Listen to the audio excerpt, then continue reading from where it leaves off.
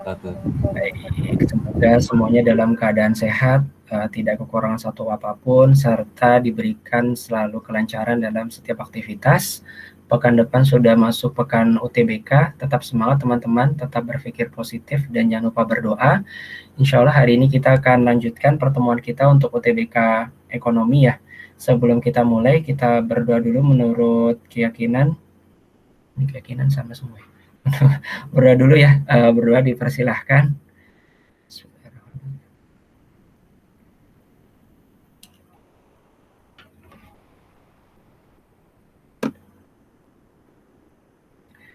Baik, berdoa selesai.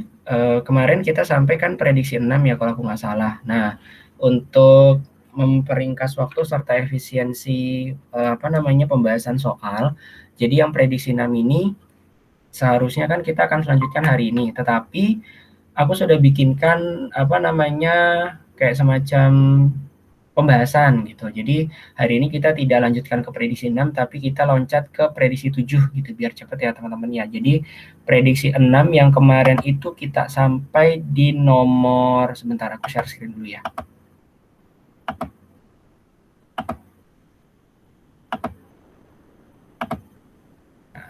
Nah, udah share screen belum nih?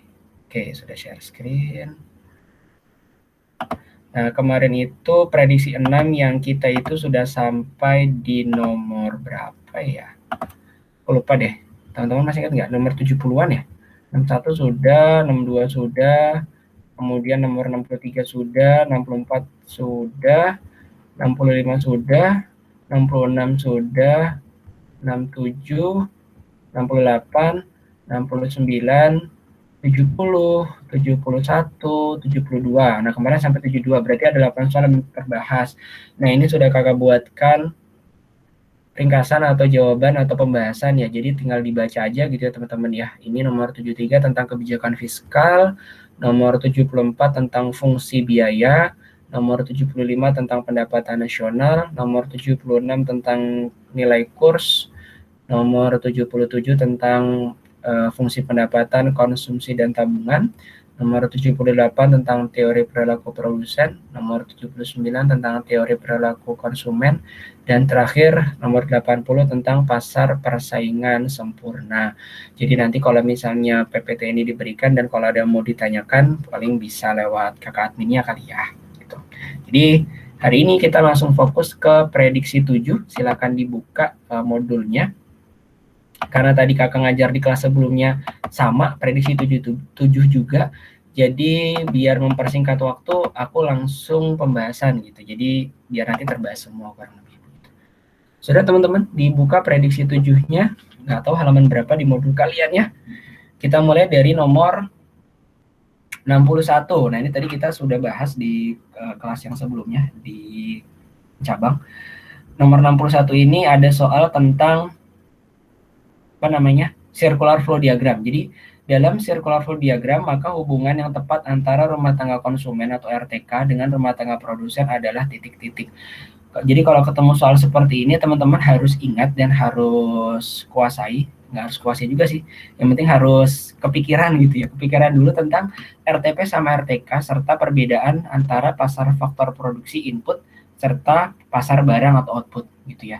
Jadi kalau pasar input itu adalah pasar yang faktor produksi. Yang namanya faktor produksi itu berarti segala sesuatu yang dipergunakan produsen untuk menghasilkan barang atau jasa. Contoh, tenaga kerja itu termasuk faktor produksi. Bahan baku itu termasuk faktor produksi. Tempat itu juga termasuk faktor produksi. Nah, faktor produksi ini disediakan oleh siapa sih? Disediakan oleh rumah tangga konsumen. Artinya berarti ini sudah aku put nomor 1. Nomor 1 ini berarti adalah aliran faktor produksi dari rumah tangga konsumen ke rumah tangga produsen. Nah, jadi alirannya dia lari nih. RTK masuk ke pasar faktor produksi, kemudian diserap sama RTP.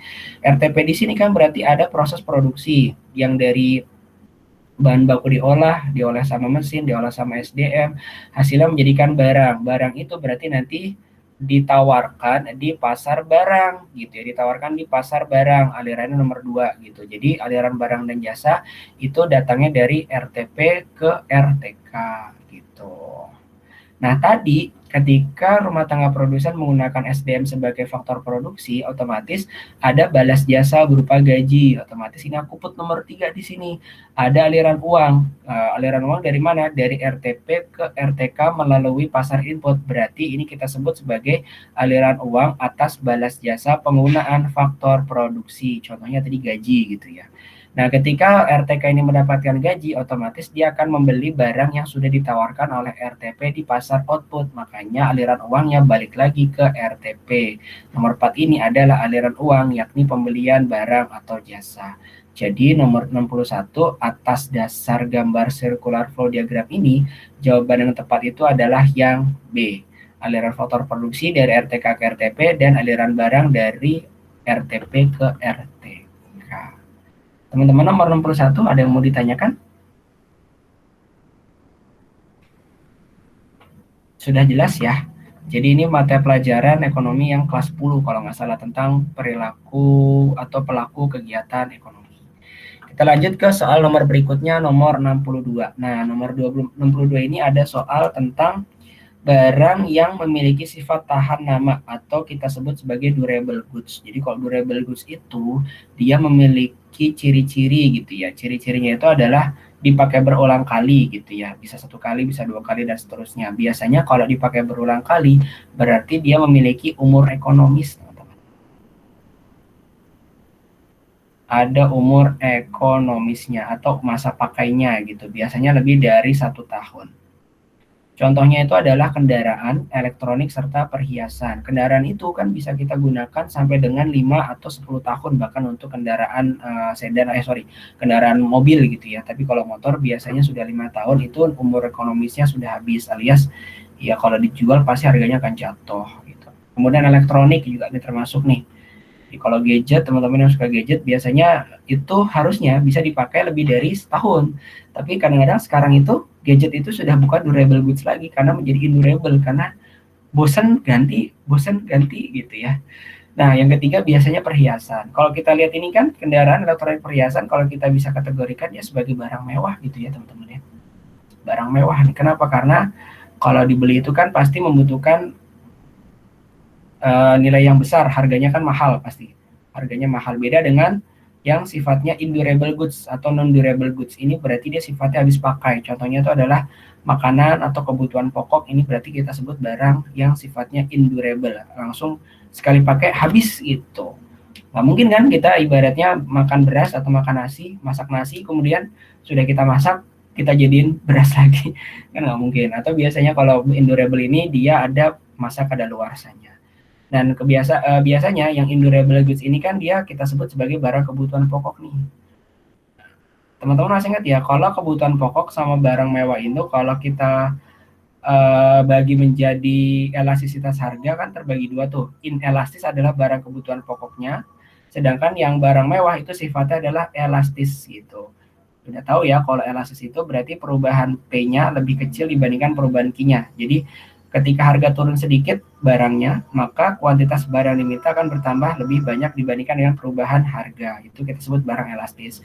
Sedangkan yang inelastis itu adalah harganya itu perubahannya lebih besar dibandingkan dengan perubahan kuantitasnya. Artinya barang itu tidak peka terhadap perubahan harga. Kenapa? Karena barang yang sifatnya inelastis itu tidak ada barang substitusinya, tidak ada barang penggantinya. Jadi mau nggak mau dia tetap beli gitu, meskipun tidak terlalu banyak jumlah yang dibeli. Jadi nomor 62 untuk yang durable goods lebih tepatnya ada permintaan yang elastis. Nomor 62 ada yang mau ditanyakan teman-teman? Lanjut ya ke nomor berikutnya, nomor 63. Nah, nomor 63 ini ada soal jika pemerintah memberikan subsidi. Subsidi itu berarti kata kuncinya adalah bantuan. Bantuan ya teman-teman ya. Yang diberikan oleh pemerintah. Ini bisa berupa modal, bisa berupa teknologi, tergantung gitu. Sedangkan nomor 63 ini contoh subsidi yang diberikan adalah subsidi pupuk. Oh, berarti subsidi komoditas gitu ya. Karena kan petani itu kan dia butuh pupuk untuk memberikan nutrisi kepada yang ditanam, bahasanya gitu.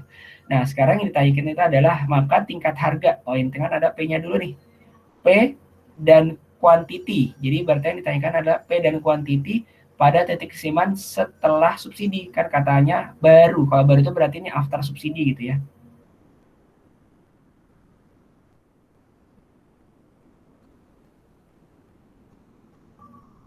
Teman-teman sekarang perhatiin yang di gambar yang sebelah kanan ini. Yang ada harga, ada kuantitas barang, ada kata subsidi. Nah, sebelum ada subsidi, itu perpotongan terjadi antara yang D sama yang S gitu, tanpa ada S aksen. Perpotongan terjadi di titik E, maka menimbulkan atau memunculkan price equilibrium serta quantity equilibrium. Nah, di sini ya. Tapi ketika ada subsidi, maka kurva penawaran bergeser ke sebelah kanan. Makanya nanti terbentuk kurva S aksen. Nah, nanti S aksen ini tetap akan memotong kurva D, makanya kebentuk titik keseimbangan yang baru di E aksen. Harga turun, permintaan atau kuantitas meningkat. Jadi jawaban tepat yang alfa. Gitu ya. Jadi kalau bisa aku simpulkan, jadi kalau misalnya ada subsidi, ingat ya, yang bergeser itu adalah kurva penawarannya. Penawaran geser ke kanan. Kalau yang namanya geser pasti membentuk kurva baru. Ingat, kalau yang bergerak dia tidak membentuk kurva baru. Kalau misalnya ada pajak, berarti kebalikannya. Penawaran geser kemana? Ke kiri. Yang bergeser sama-sama kurva penawaran. Kenapa? Karena pajak dan subsidi ini adalah faktor yang mempengaruhi kurva penawaran. Gitu. Nah, efeknya kalau dikasih subsidi, harga jual semakin murah, kuantitas barang yang diminta semakin naik atau bertambah. Jadi ibaratnya P-nya ini semakin murah, kuantitinya semakin naik kalau ada subsidi. Sedangkan kalau pajak ini kan pengertiannya adalah iuran paksa kepada pemerintah. Kalau barang dikasih pajak itu pasti harga semakin mahal. Maka P-nya kita naikin notasinya ke atas. Harga barang semakin mahal, maka kuantitas barang yang diminta semakin sedikit. Kalau digambarin gimana Kak? Nah ini dia gambarnya. Pertama kurva S ini berpotongan sama kurva D di titik E. Dapat price equilibrium, dapat quantity equilibrium gitu ya. Kemudian karena ada pajak, kurva penawarannya geser ke sebelah kiri gitu. Ngebentuk kurva S aksen, otomatis nanti akan ada titik equilibrium aksen gitu. Harga menjadi naik ke PE aksen, kuantitas yang diminta berkurang menjadi QE aksen. Itu kalau ada pajak. Jadi nomor 63 jawaban tepat adalah yang alpha. Ada yang mau ditanyakan teman-teman? Nggak ada ya? Masih semangat. Lanjut ke nomor berikutnya, 64. Wah, ini banyak gambar kurva nih, Kak. Betul. Ini nomor 64 adalah soal tentang hubungan antara pendapatan. Pendapatan itu kita notasikan dia Y di sini. Kemudian dengan konsumsi suatu barang, kita notasikan dengan quantity. Gitu ya. Dia berbanding lurus, ceteris paribus.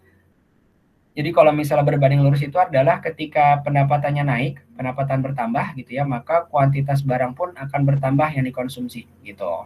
Tapi kalau misalnya pendapatan turun gitu ya, pendapatan berkurang, maka kuantitas barang yang dikonsumsi juga ikutan berkurang. Ini kita bilang berbanding lurus. Kenapa? Karena searah nih, naik-naik, turun-turun gitu. Nah, yang ditanyakan nomor 64 itu adalah perubahan konsumsi suatu barang sehingga dapat digolongkan pokok dan barang kebutuhan mewah, nggak ada kebutuhan mewah ya, barang mewah akibat perubahan pendapatan dapat diinterpretasikan melalui jawabannya ini, kurva Engel gitu. Kalau yang invariant curve teman-teman udah paham ya, jadi kurva yang menggambarkan kombinasi dua barang yang menghasilkan kepuasan yang sama. Ini tadi kakak kasih contoh berupa sate sama bakso, ini adalah IC-nya. Jadi titik-titik IC ini di sepanjang kurva teman-teman, di titik sini, titik sini, titik sini, titik sini, titik sini, titik sini, titik sini, titik sini, titik sini, itu adalah kepuasannya sama gitu, kepuasannya tidak berbeda. Jadi kalau konsumsi sate dalam jumlah besar dengan bakso dalam jumlah kecil dibandingkan dengan konsumsi bakso dalam jumlah besar dan sate dalam jumlah kecil, itu kepuasannya sama.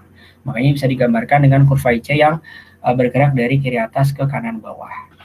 Nah, kemudian yang B ini adalah kurva Phillips, yakni menghubungkan antara tingkat pengangguran dan tingkat inflasi. Jadi, Hubungannya apa Kak? Hubungannya berbanding terbalik gitu.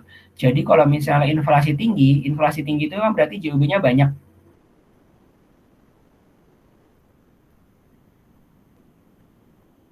Ketika JOB banyak, maka uang beredar ini digunakan oleh produsen untuk menghasilkan barang atau jasa. Sehingga ketika menghasilkan barang atau jasa, maka produsen itu membutuhkan banyak sekali tenaga kerja. Sehingga terseraplah tenaga kerja. Gitu ya. Makanya makanya ketika terjadi inflasi, terjadi inflasi yang tinggi atau jumlah uang beredar terlalu banyak, maka justru yang terjadi adalah pengangguran itu tidak terlalu banyak gitu.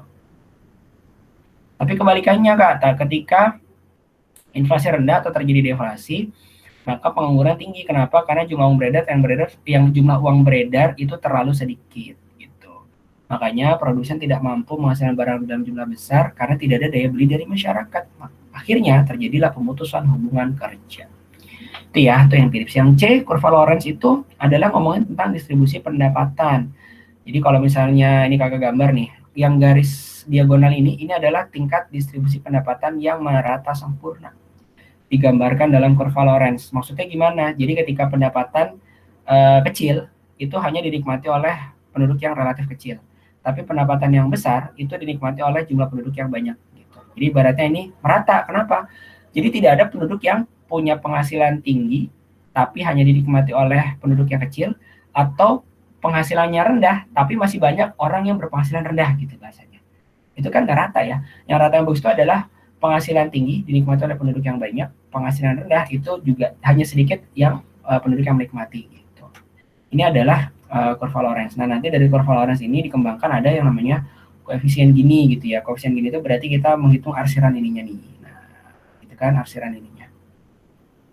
Kalau dia arsirannya semakin gede, berarti nilai distribusi pendapatannya semakin timpang. Tapi kalau dia semakin kecil arsirannya, berarti dia semakin merata. Itu ya teman-teman ya. Jadi kalau koefisien Gini,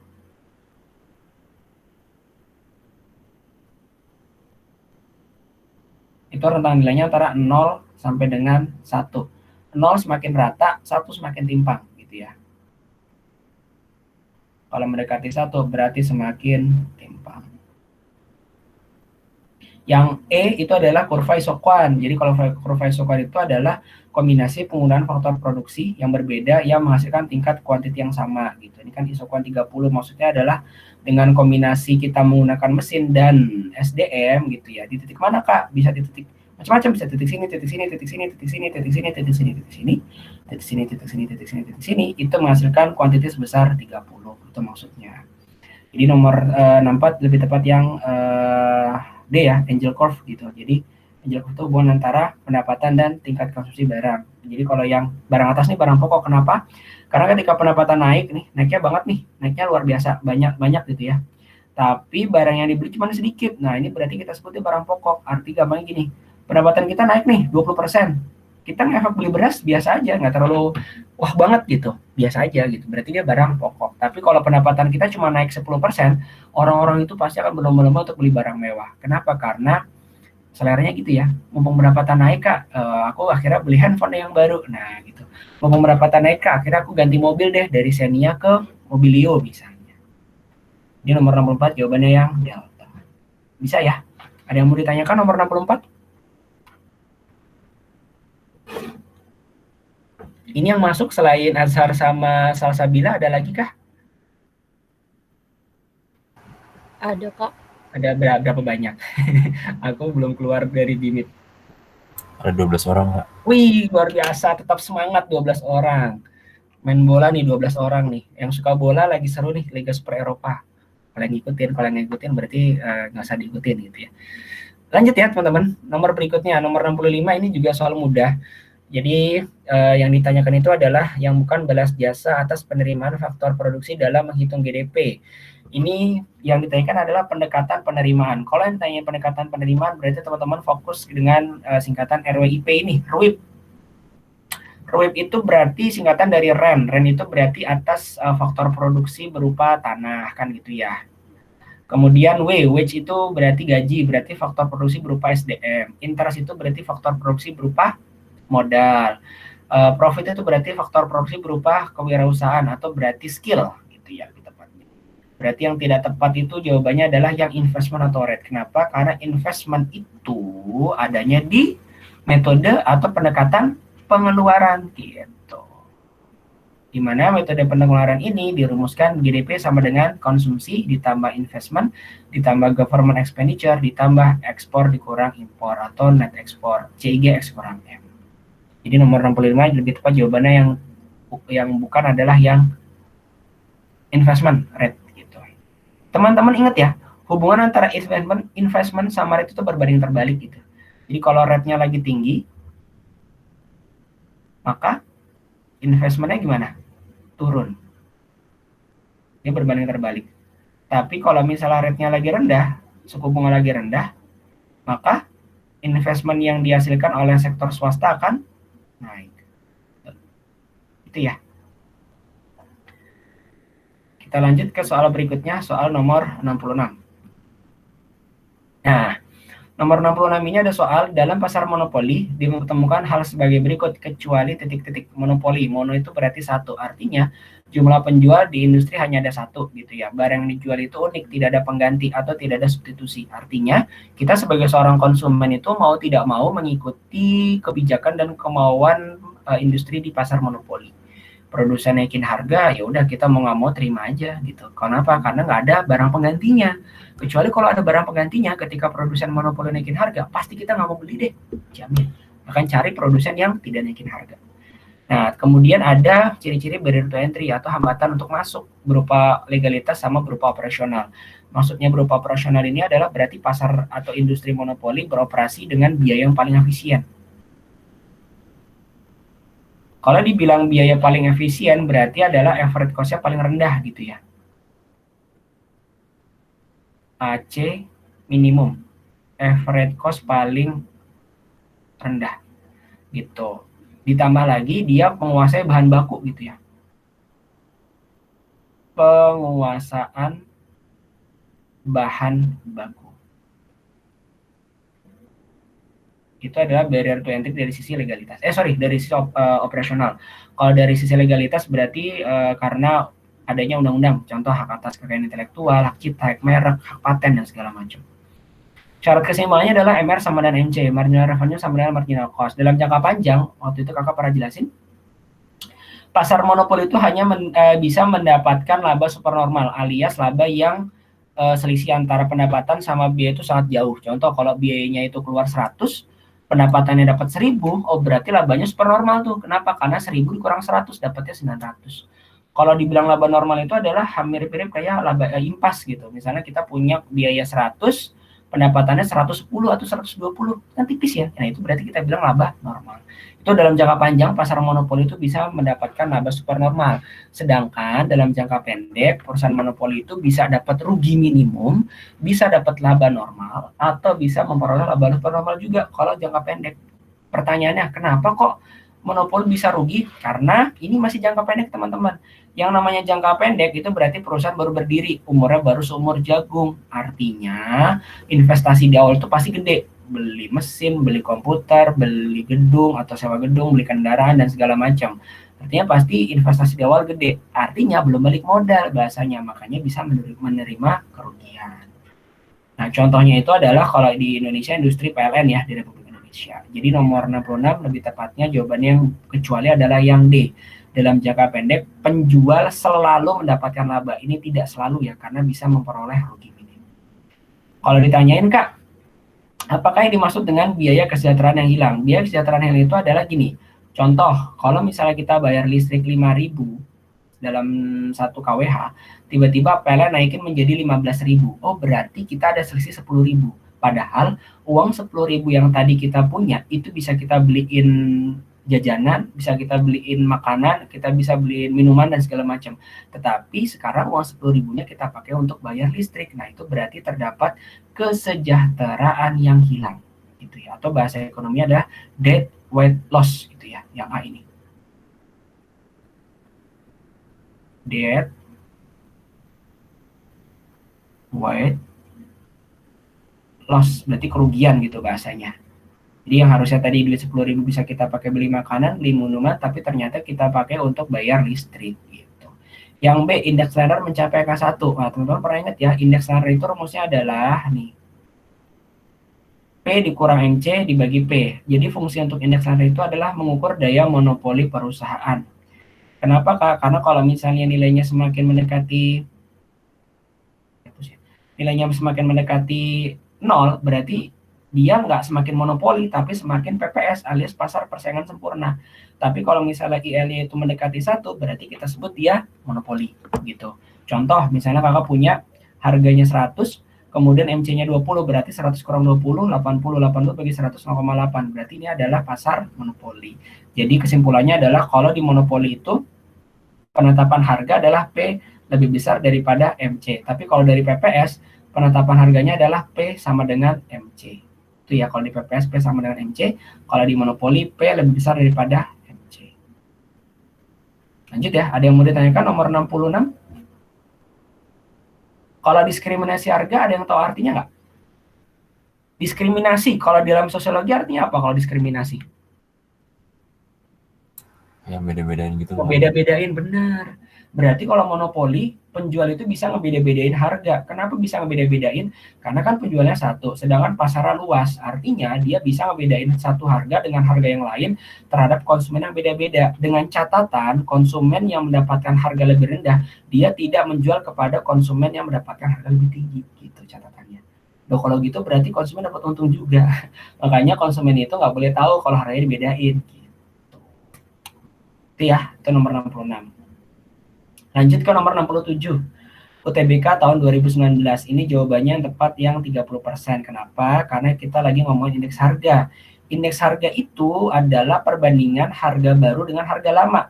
Harga baru ini notasinya adalah PN, price new. Harga lama ini notasinya adalah PO, price old. Gitu. Sorry. Kayak bukan O itu.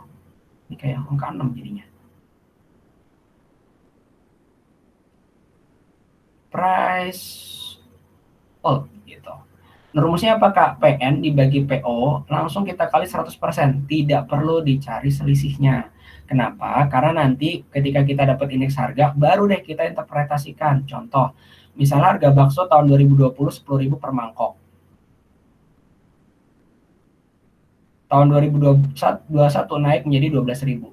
Nah, berarti kan ada kenaikan harga nih sebesar 2.000. Tetapi untuk indeks harga kita nggak usah cari selisihnya, kita langsung bagi aja harga yang baru 12.000 dibagi 10.000 dikali 100%. Ini bisa kita coret ya. Hasilnya adalah 120%.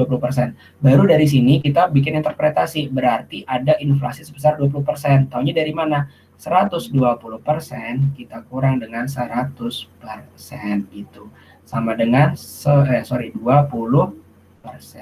Berarti ada kenaikan sebesar 20%. Kak, kenapa? Kalau indeks harganya misalnya 90%. Kalau nilai IH-nya itu sama dengan 90%, berarti kira-kira ini inflasi atau deflasi? Deflasi. Deflasi, pintar. Berarti di sini ada penurunan harga. Ada deflasi sebesar 10% gitu. Kenapa? Karena dari 100% kita kurang dengan 90%. Itu ya teman-teman ya. Nah, sekarang kalau ngelihat di soal nomor 67, di sini kan indeks harga 2017 100. Artinya kalau 100% ini tidak ada kenaikan, tidak ada penurunan gitu. Ini bisa dicoret ya. Oh, nggak bisa. Berarti tidak ada kenaikan, tidak ada penurunan, atau tidak ada inflasi, tidak ada deflasi gitu ya teman-teman ya. Ini harganya stabil. Sedangkan di tahun 2018 ada indeks harganya 130. Oh, berarti ada kenaikan sebesar 30%. Berarti ada inflasi sebesar 30% gitu. Nomor 67 ada yang mau ditanyakan teman-teman?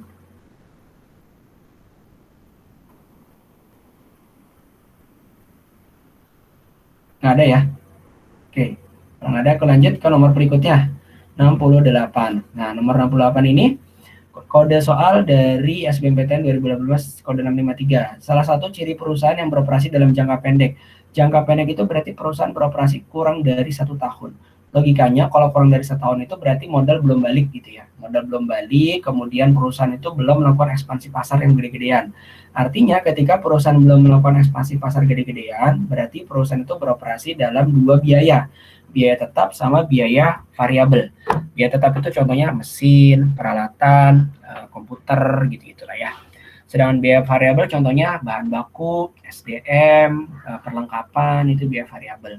Bedanya adalah kalau biaya tetap itu selalu sama nilainya, sedangkan biaya variabel nilainya berubah-ubah tergantung dari Q yang dihasilkan.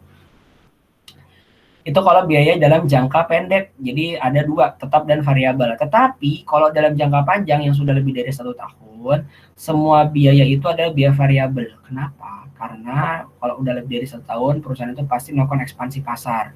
Kalau ekspansi pasar biasanya dia akan menambah mesin, nambah gedung, alias berarti mesin dan gedung yang tadi kita masukin ke dalam biaya tetap berubah menjadi biaya variabel. Ya. Nah, misalnya nih kakak punya TC sama dengan 100 ditambah 50Q ditambah Q kuadrat. Berarti dari sini kita bisa tentuin 100 ini berarti adalah fixed cost-nya. 50Q plus Q kuadrat adalah variable cost-nya. Kenapa? Karena yang tadi kakak bilang, variable cost itu bergantung dari Q. Berarti kalau ada notasi Q berarti variable cost. Nah, sekarang kita lihat pernyataan yang dijelaskan atau ditetapkan pada soal. Yang A, biaya variabel tidak berubah, ini salah ya. Kenapa? Karena biaya variabel itu pasti berubah tergantung jumlah Q yang dihasilkan. Ini sudah kakak notasikan. Jadi kalau Q-nya sama dengan 1, VC-nya 51. Ketika Q-nya 2 sama dengan 104. Ini ada mana kak? Masukin yang ini nih. 50Q ditambah Q kuadrat gitu. Jadi 50 kali 1 ditambah 1 kuadrat itu sama dengan 51. Kok 51 sih? Ada ya? Harusnya 52 ya. Ini 50 ditambah 1 ditambah 1 kuadrat harusnya. Bener 51 ya? Bener kok. Bener 51 ya? Aduh, efek puasa. Sorry. Enggak juga sih. 50 tambah 1 61 benar. Sorry. Terus kali ini 50 dikali 2 berarti 100. 100 ditambah 4 berarti 104 gitu. Berarti jawaban A salah. Itu ya maksud kakak. Jawaban B juga salah. Kenapa? Biaya total sama dengan biaya variabel. Ini kita masukin asumsi Q-nya sama dengan 0. Kalau Q sama dengan 0 berarti variable cost-nya 0 gitu. Kenapa? Ya kan nggak berproduksi berarti variable cost-nya nggak ada. Maka ketika variable cost sama dengan 0, maka total cost-nya itu sama dengan 100. Kenapa? Karena kan tadi total cost sama dengan fixed cost tambah variable cost. Ketika variable cost-nya sama dengan 0, berarti total cost sama dengan fixed cost. Jadi bukan total cost sama dengan biaya variabel, itu salah. Nah, kemudian yang jawaban C, biaya tetap rata-rata tidak berubah ketika output bertambah. Ini juga salah ya. Biaya tetap rata-rata itu kan rumusnya FC dibagi Q. Ketika Q-nya sama dengan 1 berarti FC-nya 100 dibagi 1, 100. Ketika Q-nya sama dengan 2 berarti FC-nya 100 dibagi 2, 50. Berubah nggak? Berubah. Berarti jawaban C juga salah. Jawaban D juga salah. Biaya variabel rata-rata selalu menurun. Lihat. AVC itu rumusnya VC kita bagi Q. Kan tadi kita dapat VC 51 nih. Ketika Q-nya sama dengan 1, berarti AVC-nya 51 bagi 1, 51. Ketika Q-nya sama dengan 2, berarti 104 bagi 2, 52. Naik apa turun? Naik. Sedangkan pernyataan di soal turun. Salah. Pernyataan yang E, biaya tetap tidak berubah ketika output bertambah. Ini betul. Jawabannya mana kak? Yang E. Lihat gambar yang ini ya, yang aku gambarin di bawah nih. Biaya tetap itu kan fixed cost. Dia selalu lurus gambar kurvanya. Lurus gitu. Berubah nggak? Nggak berubah. Nilainya tetap di sini gitu teman-teman. Jadi mau dia jumlah produksinya 100, 200, 1, 2 nggak berproduksi. Itu tetap ada biaya tetap yang keluar. Jadi nomor 68 jawabannya yang Eko. Ada yang mau ditanyakan nomor 68 teman-teman? Nggak ada ya. Kita lanjut soal berikutnya 69. Nah, ini nomor 69 soal tentang jurnal penutup. Jadi jurnal penutup ini ada dalam siklus akuntansi tahap pengikhtisaran. Gunanya itu pasti karena kata-kata jurnal penutup pasti nutup gunanya. Tujuannya untuk menutup akun apa? Akun nominal. Akun nominal ini adalah akun sementara.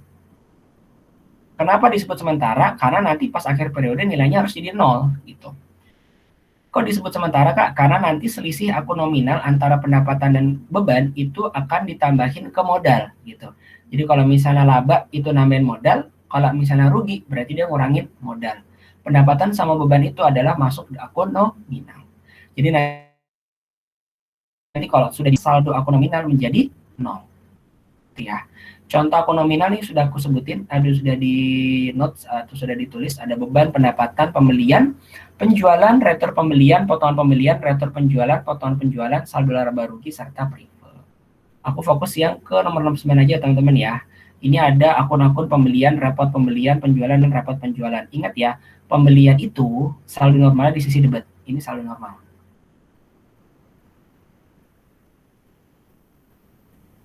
Repot pembelian, repot itu berarti singkatan dari retur dan potongan. Repot itu retur dan potongan.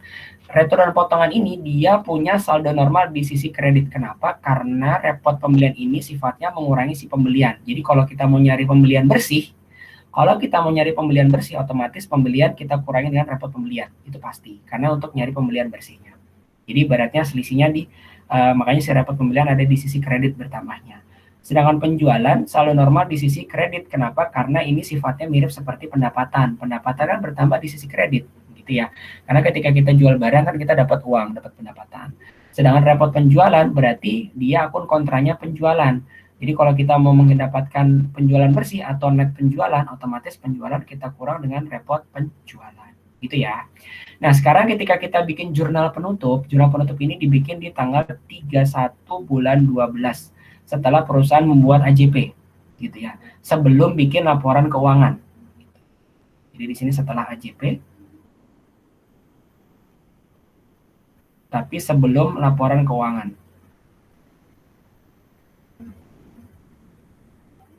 Laporan keuangan. Nah, gimana cara bikinnya, Kak? Cara bikinnya adalah kita tinggal taruh saldo normal yang sudah aku sebutin di sebelah kiri ini ke tempat yang berlawanan, gitu. Contoh, aku bikin sini untuk pembelian. Pembelian ini kan saldo normal di sisi debit. Nah, ketika kita bikin jurnal penutup, kita pindahin ke sisi kredit. Ini kan debit, kreditnya gini ya. Nah, otomatis pembelian pindah ke posisi kredit. Debitnya apa, Kak? Karena harus balance, debitnya kita munculin ikhtisar laba. Gitu.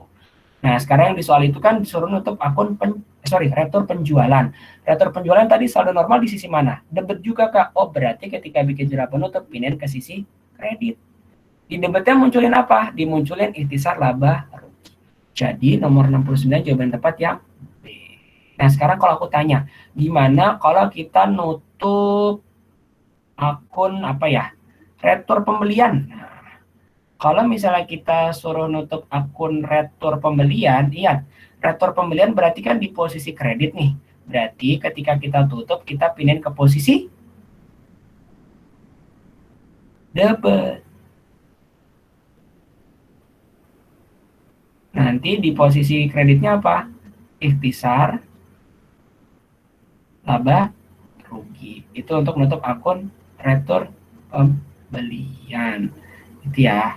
Nah, sekarang kalau misalnya untuk menutup akun penjualan gimana, Kak? Oh, sama dengan retur pembelian. Penjualannya kan di sisi kredit. Berarti ketika kita tutup, penjualan pindah ke sisi debit. Nutup akun penjualan. Berarti penjualan kita taruh di sisi debit. Sisi kreditnya kita munculin ikhtisar laba rugi XX gitu. Ada yang mau ditanyakan nomor 69, teman-teman?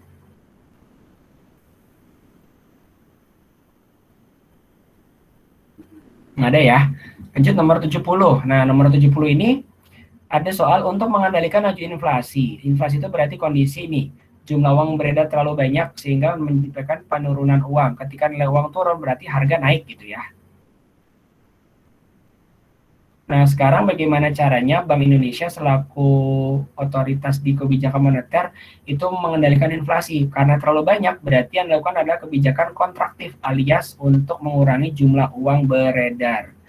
Kebijakan moneter kan 3 tuh instrumennya, ada suku bunga, ada cadangan minimum perbankan, ada surat berharga. Nah, dari situ kita tinggal otak-atik gimana caranya. Kalau pakai suku bunga berarti dinaikin suku bunganya gitu. Kalau pakai cadangan minimum perbankan berarti dinaikin cadangan minimum perbankannya. Kalau pakai surat berharga berarti Bank Indonesia akan menjual surat berharga ke masyarakat. Jadi masyarakat pegang suratnya, Bank Indonesia pegang uangnya. Jadi uangnya masuk ke dalam negara sehingga tujuannya itu adalah untuk mengurangi jumlah uang beredar. Jadi mengurangi uang beredar berarti caranya dengan kebijakan yang sifatnya kontraktif. Jadi nomor 70 jawaban yang tepat yang mana? Ini bisa kita langsung eliminasi ya, A, B. Kenapa? Karena ekspansif. Yang C eliminasi karena ada pajak. Pajak ini instrumen kebijakan apa? Fiskal. fiskal. Yang D sama E, berarti kita lihat kan semuanya menaikkan nih, menaikkan berarti lebih tepat yang E. Kalau menurunkan ini berarti kebijakan moneter ekspansi.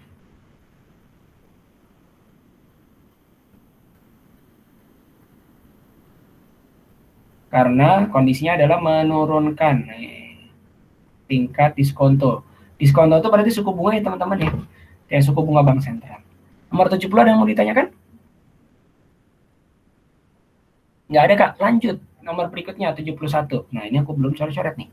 71. Nomor 71 itu ada soal apabila pemerintah melalui APBN menyalurkan stimulus gaji ke-13 ASN atau PNS dan Bank Indonesia selaku kebijakan pelaku moneter menurunkan BI 7 days repo, maka kebijakan ini bersifat apa? Ada yang bisa jawab?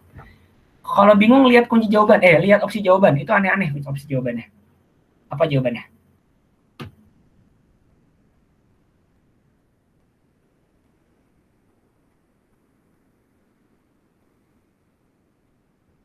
Halo?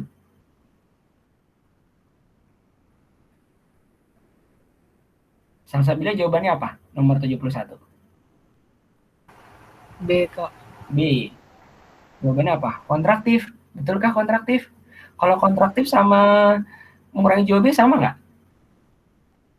Sama kan? Nah sebetulnya kita bisa eliminasi jawaban nih. Kontraktif sama mengurangi JOB ini kan suatu hal yang sama nih. Kemudian tight money policy kan artinya kebijakan uang ketat. Berarti yang iya. Kan dilihat nih, menyalurkan stimulus berupa gaji. Berarti kalau gajinya ditambahin, kira-kira uang beredar bertambah nggak? Bertambah. Berarti kebijakan fiskal yang diterapkan pemerintah ini sifatnya apa? Ekspansif juga nih. Yang ini gimana? Menurunkan BI 7 days repo, berarti ekspansif juga. Berarti caranya gimana ekspansif? Satu, menurunkan suku bunga. Terus yang kedua, menurunkan cadangan minimum bankan.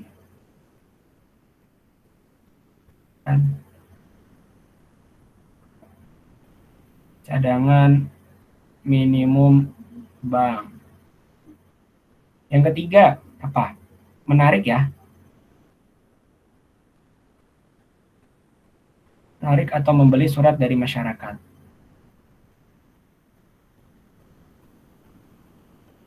Ini tujuannya adalah menambah jumlah uang beredar kan gitu.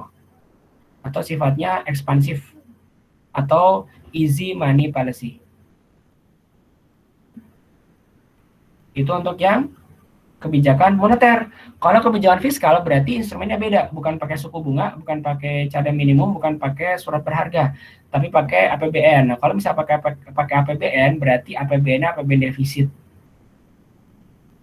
APBN-nya berarti APBN defisit. Terus nanti di sini pakai subsidinya dinaikin.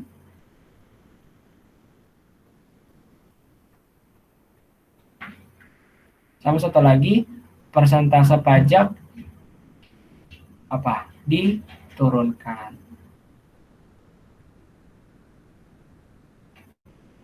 Itu ya teman-teman ya. Jadi nomor 71 lebih tepat yang C. Jadi jangan bingung kalau misalnya yang baca soalnya gini, oh ternyata gajinya ditambah, berarti nggak mungkin uang ketat gitu, pasti uang longgar gitu. Berarti di sini yang Bank Indonesia moneter menurunkan BI 7 days repo. BI 7 days repo ini berarti adalah tingkat suku bunga bank sentral. Suku bunga bank sentral. Itu ya. Lanjut ya, nomor berikutnya 72. Nah, kalau misalnya ada hard copy-nya silahkan dioret-oret teman-teman. Nomor 72 ini ada soal tabel. Tadi udah dijelasin di soal sebelumnya. Q 1, 2, 3. FC berapa tuh? 500. Kok 500 semua Kak? Karena dia biaya tetap. Mau berapapun Q-nya nilainya selalu tetap FC-nya. Kan gitu. VC-nya sama dengan 20, 30, 40. Berarti nilai total cost-nya berapa? Ketika Q-nya sama dengan 1. 520. Kan penjumlahan antara FC ditambah VC. Ini berarti 530. Yang ini berapa? 540. Paham ya sampai sini ya teman-teman ya? Nah, sekarang kita cari nilai AC nih. AC itu, tadi aku tulis ini ya, TC itu berarti FC ditambah VC. Kalau AC itu berarti TC dibagi quantity. Berarti berapa nih? 520 dibagi 1, 30 dibagi 2, 230 bagi 2 berapa? 15 Kak. Berapa? 215. Kurang. 500 bagi 2 aja, 2,5 tambah 15. Oh, 265 ya. Terus 540 bagi 3 berarti 180. Itu adalah AC. Nah, sekarang cari nilai MC. MC itu berarti rumusnya apa? Delta TC dibagi delta Q, gitu ya.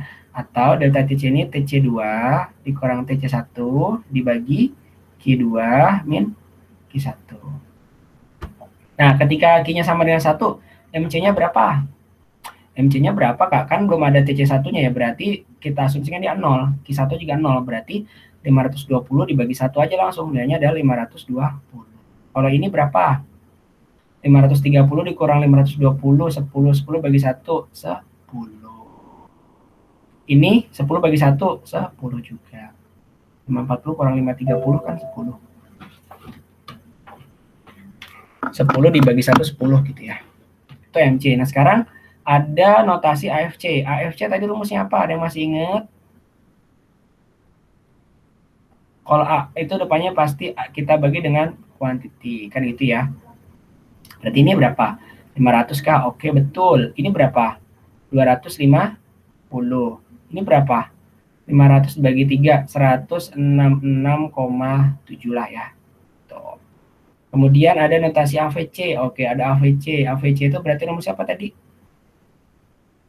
VC dibagi dengan quantity gitu. Berarti VC-nya ini 20. 20 bagi 1, 20. 30 bagi 2, 15. 40 bagi 3. Berapa tuh? 13,33 ya. Sekarang kita lihat deh pernyataan yang nomor 72 di opsi jawaban. Pada saat produksi 2, AFC 250, benar nggak? Produksi 2, AFC 250, benar ya. Pada saat produksi 2, TC 530, benar nggak? Benar juga. Pada produksi 1, AC 520, Q1, AC 520, benar juga. Pada produksi 3, MC 5. Salah di sini. Harusnya 10 ya. Pada produksi 1, AFC 20. Benar. Jadi, nomor 72 jawaban tepat adalah yang delta. Ada yang mau ditanyakan teman-teman nomor 72? Nggak ada ya.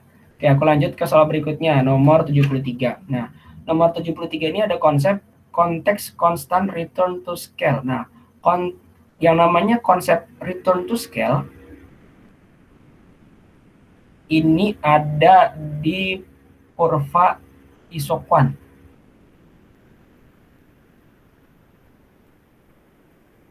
Masih ingat ya kurva isoquant ya? Jadi penggunaan faktor produksi variabel yang berbeda menghasilkan tingkat kuantiti yang sama. Maksudnya apa, Kak? Jadi kalau kurva isoquant ini yang namanya konsep return to scale kan begini kurva isoquant nih. Nah, misalnya ini tadi kita bikin mesin.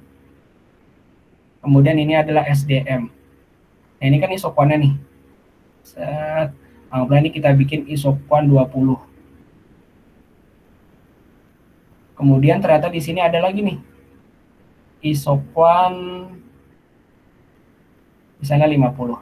Nah, berarti kan di sini kita tambah mesin sama SDM, maka barang yang dihasilkan juga semakin bertambah. Bertambah berapa? Dari 20 ke 50, nambahnya adalah deltanya sebanyak 30 outputnya.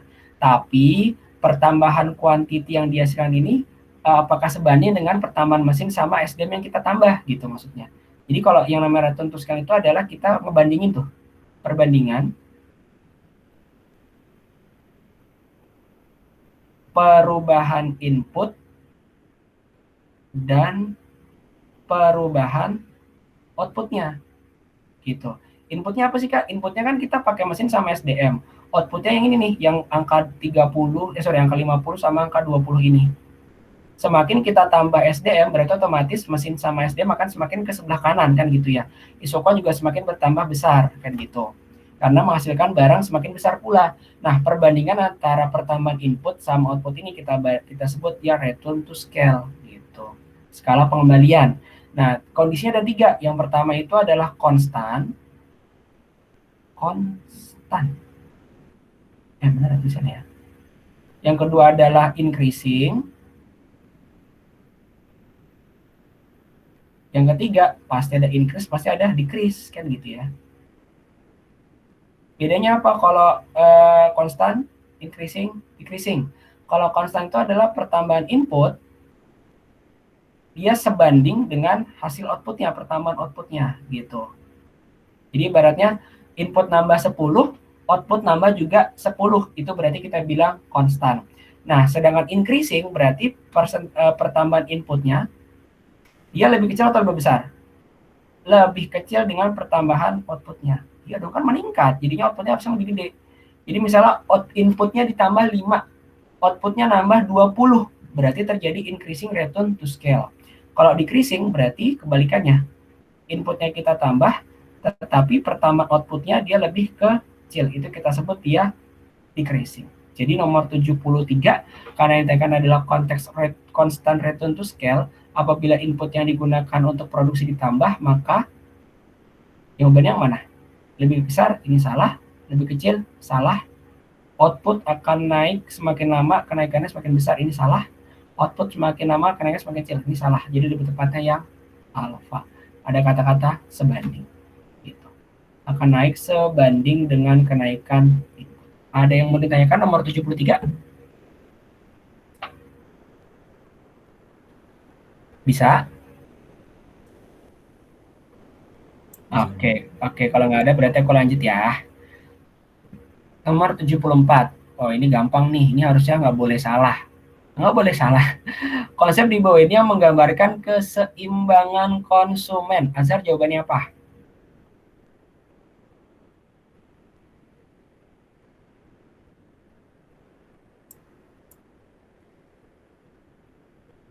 Yang mana? Oke, belum ada suaranya. Salsabila keseimbangan konsumen terjadi ketika apa bersinggungan dengan apa?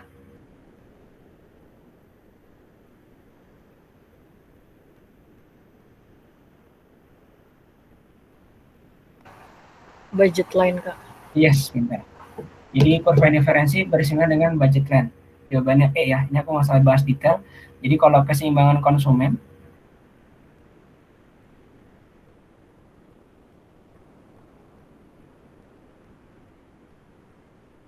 nah ini yang teori ordinal ya. Yang teorinya ordinal berarti budget line bersinggungan dengan IC gitu ya. IC, kemudian ini yang garis putus-putus adalah BL. Ini misalnya barang A, ini barang B-nya. Tapi kalau keseimbangan produsen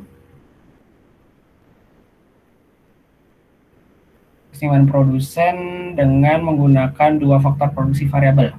Dua faktor produksi variabel. Ini juga sama nih bersinggungan, tapi bersinggungannya itu bukan IC sama BL, tapi dia di sini anggaplah mesin. Sama kayak tadi ya, ini SDM. Ini ada kurva isokon. Nah, ini adalah isokonnya. Isokonnya dia akan menyinggung isokos.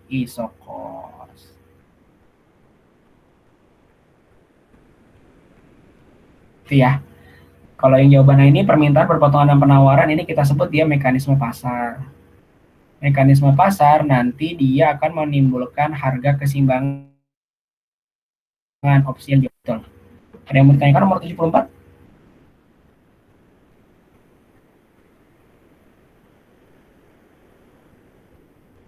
Enggak, Kak.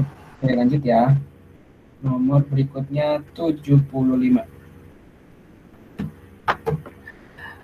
Diketahui fungsi total utility suatu barang sebagai berikut. TU sama dengan 9x kuadrat min x pangkat 3, di mana x adalah jumlah barang, maka pernyataan yang benar ditunjukkan oleh titik-titik. Pernah ketemu soal ini, teman-teman? Ini adalah sama teori perilaku konsumen, tetapi ini menggunakan analisa TUMU gitu. Perilaku konsumen, tapi dia mengonsumsi satu jenis barang. Konsumsi satu jenis barang. Kalau konsumsi satu jenis barang, maka pendekatannya adalah kardinal. Kalau pendekatannya kardinal, berarti analisa yang dipakai adalah total utility serta marginal utility. Gambarnya gimana? Masih ingat dengan gambar ini? Yang ada huruf S terbalik gitu ya. Ini adalah total utility-nya. Ini adalah kuantitinya. Semakin banyak kuantiti yang kita pakai, maka akan semakin ke kanan. Total utility semakin gede, maka semakin tinggi. Nah, berarti gambarnya begini. Nah, TU-nya ini. Jadi pertama TU-nya nambah tuh. Nambah, semakin naik, seiring sejalan dengan pertambahan barang yang kita konsumsi. Tapi di satu titik dia paling puas di sini. Kemudian udah mencapai titik kepuasan, dia total utility menjadi turun gitu. Jadi ketika kita nambah barang yang kita konsumsi, maka total utility-nya akan turun juga gitu. Nah, kapan total utility mendapatkan nilai paling tinggi? Ketika nilai marginal utility yang tanda-tanda putus-putus ini sama dengan 0. Jadi ketika MU-nya itu sama dengan 0, maka TU-nya apa teman-teman? Maksimal. Gitu. Nah sekarang kita jawab soal nomor 75 ya. Pernyataan yang pertama. Pada saat barang ke-9, kondisi di mana konsumen merasakan kepuasan maksimal. Ingat, kepuasan maksimal ini kan syaratnya apa tadi? MU sama dengan 0. Nah, berarti kan kita punya fungsi TU sama dengan 9x kuadrat min x pangkat 3. Nah, MU itu didapat dari TU aksen atau TU turunan. Berarti kita cari nilai MU-nya. Gimana nyari nilai MU-nya? Kita turunin ya. Berarti MU-nya sama dengan 18x min 3x kuadrat. Itu ya. Nah, kan syaratnya apa tadi? MU sama dengan 0. Berarti gini. MU sama dengan 0. Berarti 18x min 3x kuadrat sama dengan 0. 18x sama dengan 3x kuadrat. Ada yang boleh dieliminasi atau dicoret? Kak, hilangin X-nya. Boleh. 18 sama dengan 3X. Berarti 6 sama dengan X. Berarti konsumen itu mendapatkan kepuasan ketika konsumsi sebanyak 6 unit, bukan 9. Jadi jawaban A salah gitu ya. Jawaban B, kepuasan maksimum terjadi pada saat barang ke-6. Ini betul. Gitu, ini jawabannya. Nih, udah kita buktikan. Yang jawaban C, total utility pada saat barang ketiga bernilai negatif. Oke, kita coba ya. C, ketika X-nya sama dengan 3, berarti TU-nya gimana? TU-nya kan tadi 9X kuadrat min X pangkat 3, berarti 9 dikali 3 kuadrat dikurang 3 pangkat 3. 3 kuadrat berarti berapa? 9. 9 kali 9? Berapa tuh? 81 ya. 81 dikurang 3 pangkat 3. 3 kali 3, 9 kali 3, 27. Oh iya. 27 berarti 81 kurang 27 berapa? 54. Positif negatif? Positif. Nah, atau gampangnya gini deh. Ini kan terjadi ketika maksimal kan gini teman-teman. Kalau gak baca kurvanya, ini berarti di sini pada saat Q-nya berapa? Q-nya sama dengan 6 gitu. Berarti logikanya kan di sini antara 0 sampai dengan 6 TU-nya pasti bernilai positif. Masih selalu meningkat. Jadi otomatis jawaban C salah. Kan ini katanya negatif. Padahal kan di sini maksimal di titik 6. Berarti kalau misalnya di sini ada 1, ada 2, ada 3, dan seterusnya sampai dengan 6, berarti nilainya masih positif. Paham ya? Nah, sekarang jawaban yang D kenapa salah? Marginal utility pada saat barang ke-6 bernilai 1. Oh, kita lihat. Bernilai 1. Apakah bernilai 1? Lihat. Ketika Q-nya sama dengan 6, MU-nya berapa nilainya, teman-teman? Hah? 0. Benar nggak? Iya. Nih, kan M-nya tadi kan ini. MU sama dengan yang opsi D ya.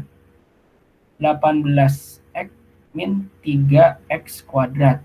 Ketika X-nya sama dengan 6, berarti 18 dikali 6 dikurang 3 dikali 6 kuadrat. 18 kali 6, 108. Dikurang 6 kali 6, 36. 36 kali 3, 108 juga. Berarti MU-nya sama dengan 0. Di sini apa? 1. Salah. Gitu. Yang E, total utility pada saat barang ke-10 bernilai positif. Oh, ke-10. Yang ke-6 aja ini udah paling maksimal. Terus abis itu gimana? Nilainya gimana TU-nya? Turun ya. Berarti kalau ke sini 7, 8, 9 sampai dengan 10 berarti nilai TU-nya gimana? Turun. Berarti apakah positif? Pasti nilainya negatif. Mau dicoba? Yuk kita coba deh. Berarti ketika X sama dengan 10, berarti TU-nya sama dengan tadi berapa? 9X kuadrat min X pangkat 3. Berarti 9 dikali 10 kuadrat dikurang 10 pangkat 3. 9 dikali 100 dikurang 1000. Berapa tuh? 9 kali 100, 900 dikurang 1000 min 100. Dia sudah bernilai negatif. Jadi jawabannya ini salah. Jadi nomor 75 jawabannya tepat yang B. Ada yang mau ditanyakan?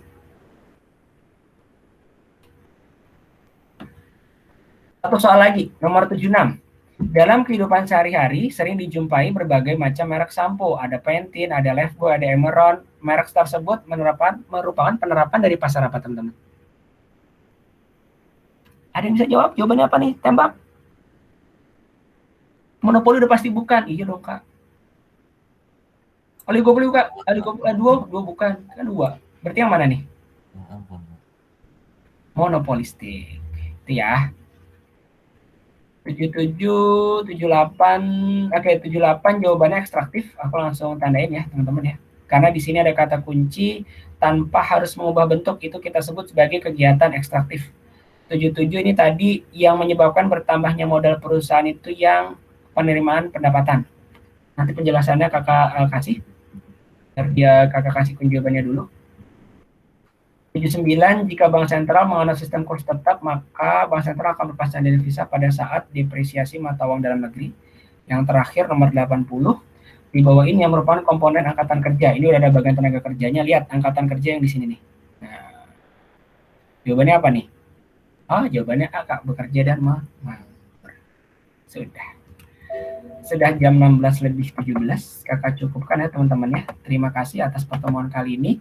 Semoga tetap sehat, tetap semangat, dan jangan lupa berdoa nanti ketika tes UTBK. Selamat sore. Assalamualaikum warahmatullahi wabarakatuh. Makasih, Kak. Makasih, Kak. Ya, semuanya. Makasih, Kak.